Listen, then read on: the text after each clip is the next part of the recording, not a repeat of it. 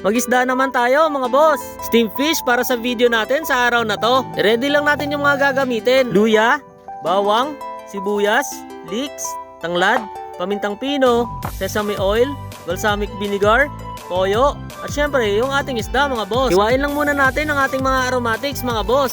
Mas maraming luya, mas matatanggal ang lansa. Sibuyas, pambalansin ng lasa. At ang ating bawang na sa umami flavor ang magdadala. Konting hugas lang sa chopping board. At dumako naman tayo sa mga lahok dahon-dahon na magdadala ng aroma. Leeks para sa higaan ng ating isda. Pero sa garnish ay maliliit lang na hiwa. At sa lamig ng yelo ay maisawsaw muna. Tanglad, lemongrass, ay mapukpok ng wagas.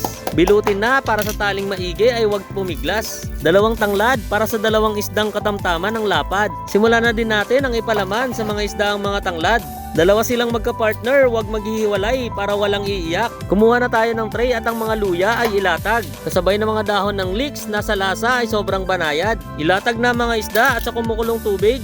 Lutuin na sila sa steam na umaangat. 8 hanggang 10 minuto lang mga boss. Ang luto sa ating isda ay ayos na at sapat. Sa puntong ito mga boss ay gumawa na rin tayo ng sauce. 2 kutsarang soy sauce. Ganon din sa sukang balsamiko. 2 kutsara lang din ang ihalo. At 1 kutsarang sesame oil na sa amoy ay papanalo. 2 kutsarang honey. Sabay na rin natin ang sibuyas, bawang, luya. At sa sabaw ay huwag masyadong madami. Haluin lang hanggang maging sticky.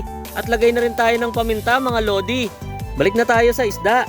Garnish para pantakip sa kumukulong mantika ay huwag mawawala. Pero unahin muna natin ang sauce upang ang lasa sa isda ay manuot. Kumukulong mantika ay isunod. Sa garnish, siyang magpapainit at magpapalambot. Gawa na ang ating steamed fish mga boss. Kumuha na ng kanin at huwag lang magmukmok dahil luto na!